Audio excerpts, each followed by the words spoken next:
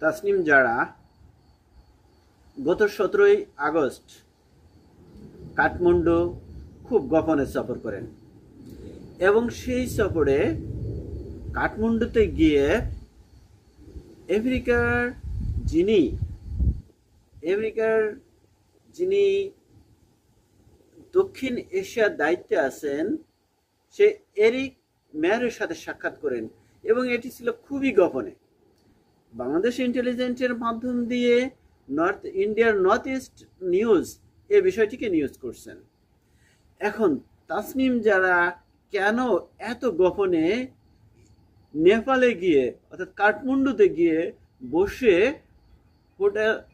Hotel Marriott বনবয় হোটেলে বসে সকালবেলা নাস্তা করার সময় তারা মিটিং করেন এবং 2 ঘন্টা ধরে তারা কথা বলেন।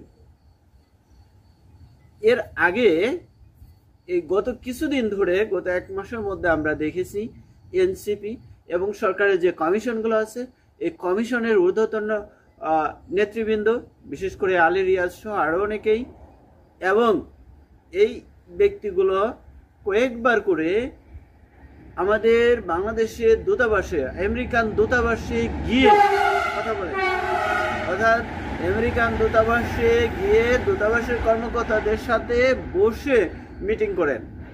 এছাড়াও দূতাবাস কর্তৃপক্ষ থেকে এসে অর্থাৎ আমেরিকান দূতাবাস থেকে এসে জামাতে ইসলামের সাথে মিটিং করেন।